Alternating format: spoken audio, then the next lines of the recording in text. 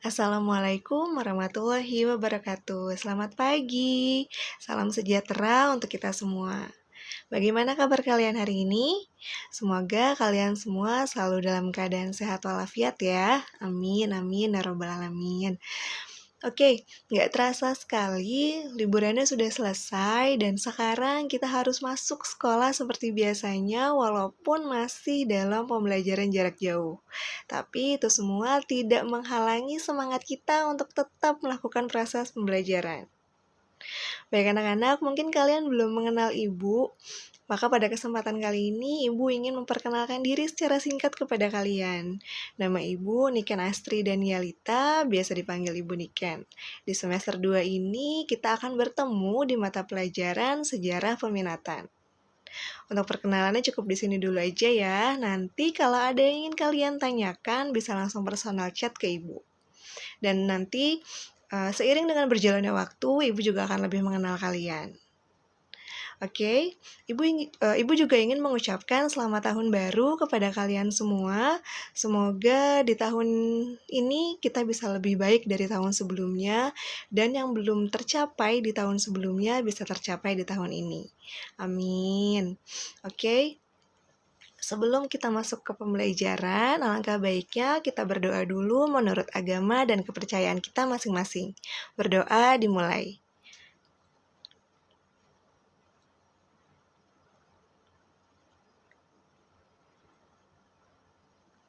Berdoa selesai.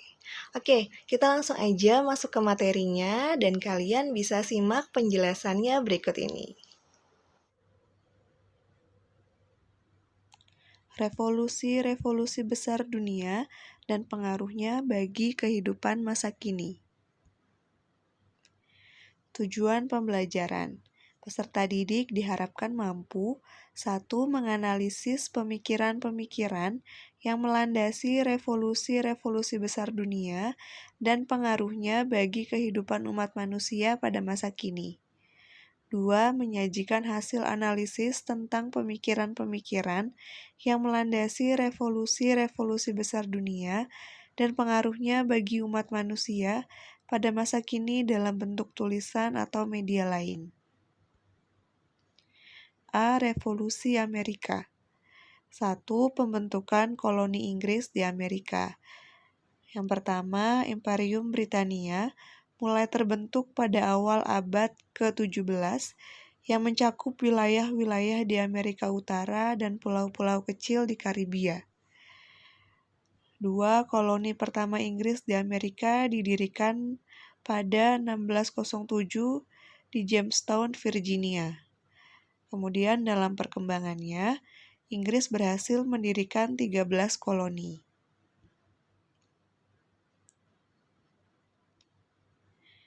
Pembentukan koloni Inggris di Amerika. Ini adalah lukisan karya Dioscoro tahun 1831 sampai 1901 yang mengilustrasikan pendaratan pertama Columbus di San Salvador pada tanggal 12 Oktober 1492.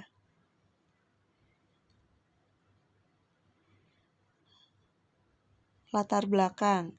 Revolusi Amerika adalah pergolakan politik yang terjadi pada 1765 sampai 1783 ketika ke-13 koloni Inggris di Amerika berjuang membebaskan diri dari kekuasaan Inggris. Sebab umumnya adalah kebijakan Inggris mewajibkan ke-13 koloni untuk membayar pajak khusus dalam rangka mengganti biaya perang 7 tahun dari tahun 1756 sampai 1763. Sebab khususnya adalah terbitnya pamflet Common Sense atau akal sehat dari Thomas Paine pada 10 Januari 1776.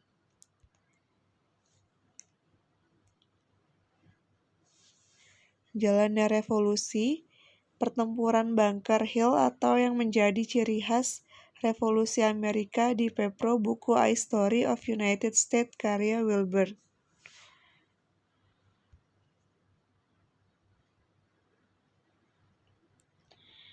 A. Deklarasi Kemerdekaan Declaration of Independence pada tanggal 4 Juli 1776. Deklarasi kemerdekaan yang sebagian besar ditulis oleh Thomas Jefferson mengatakan bahwa 13 koloni merdeka dari Inggris. Kemudian Perang Kemerdekaan Amerika Serikat dari 1775 sampai 1783. Proklamasi kemerdekaan tanggal 4 Juli 1776 tidak mengakhiri perang antara Amerika Serikat yang baru berdiri dengan Inggris.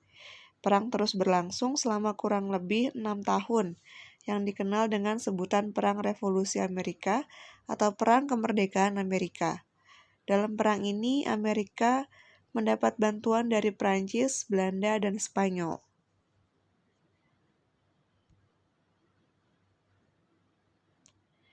Pengaruh Revolusi Amerika bagi kehidupan manusia. Yang pertama adalah anti-kolonialisme, kemudian hak asasi manusia, dan republikanisme dan demokrasi. Kemudian yang berikutnya ada Revolusi Prancis. Revolusi Prancis adalah sebuah gerakan menuntut perubahan besar-besaran di Prancis dalam kurun waktu 1789 sampai 1799 yang ditandai dengan jatuhnya monarki absolut di Prancis yang saat itu diperintah oleh Raja Louis ke-16.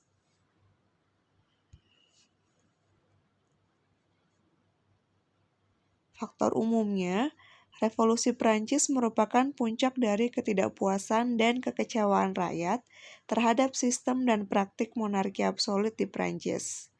Faktor khususnya adalah faktor ekonomi, lemahnya kepemimpinan Raja Louis ke-16, gaya hidup istana yang gemerlap dan mewah, adanya kelas-kelas sosial atau feodalisme, menyebar luasnya ide-ide pencerahan, dan adanya pengaruh revolusi Amerika.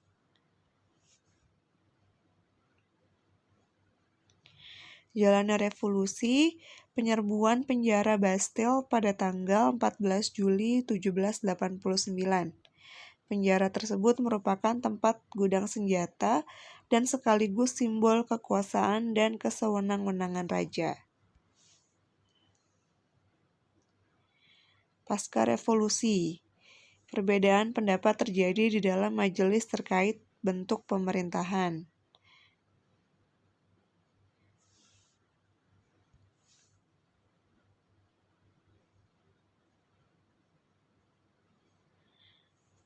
Kemudian bendera Prancis merupakan simbol dari slogan Revolusi Prancis, yakni Liberté, Égalité, dan Fraternité.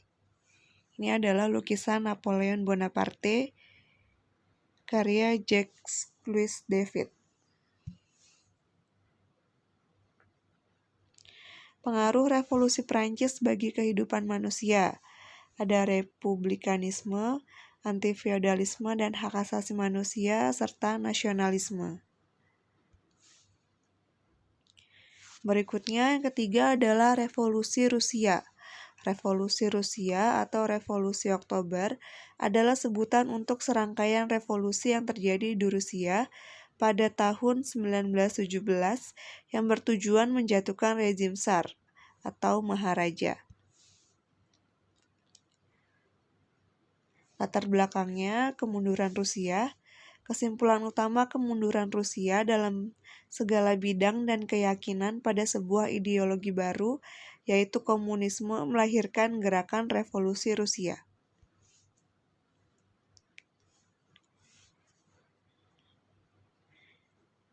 Ini adalah tragedi Minggu Berdarah atau Bloody Sunday pada tahun 1905.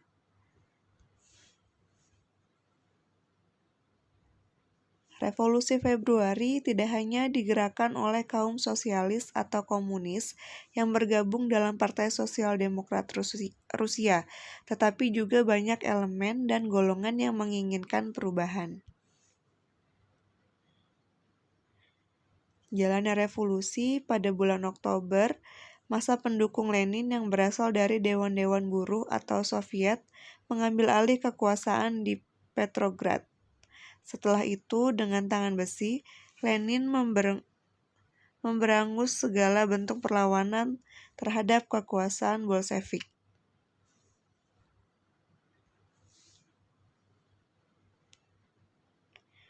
Pengaruh revolusi Rusia bagi kehidupan manusia.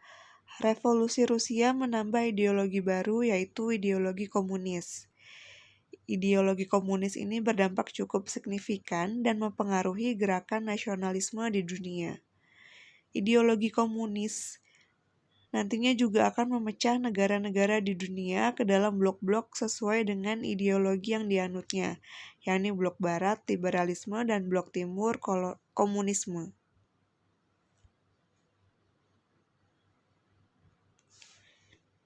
Kemudian revolusi Tiongkok. Latar belakangnya kekalahan Tiongkok dalam perang melawan Inggris dalam Perang Candu dari tahun 1839 sampai 1842. Membuat martabat bangsa Tionghoa turun di dunia internasional dan dinasti Manchu berada di bawah kendali penguasa asing. Ini adalah ilustrasi yang menggambarkan pertempuran Palikiau atau Balikiau pada 21 September 1860, salah satu bagian dari Perang Candu.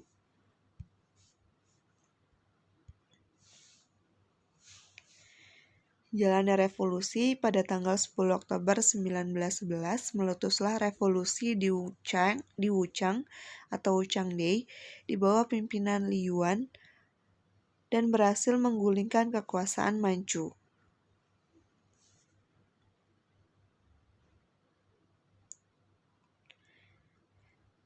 Dr. Sun Yat-sen merupakan tokoh nasionalisme Tiongkok yang terkenal dengan ajarannya Sanminchu-i.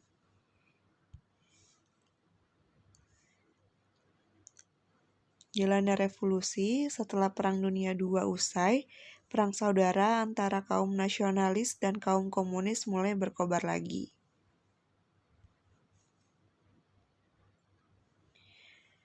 Pengaruh revolusi Tiongkok bagi kehidupan manusia. Ada Minsu atau nasionalisme, Minchuan demokrasi, dan Minseng sosialisme. Ajaran Sanminchu-i memberikan ide-ide bagi negara-negara untuk bangkit menentang kolonialisme dan memberikan nasib menentukan nasib bangsa sendiri ke tangan rakyat.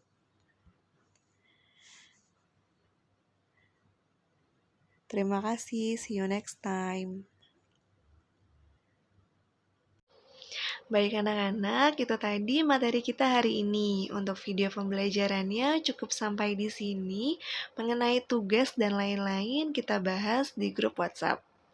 Terima kasih sudah menyimak video ini, semoga bermanfaat untuk kalian. Wassalamualaikum warahmatullahi wabarakatuh. Bye-bye.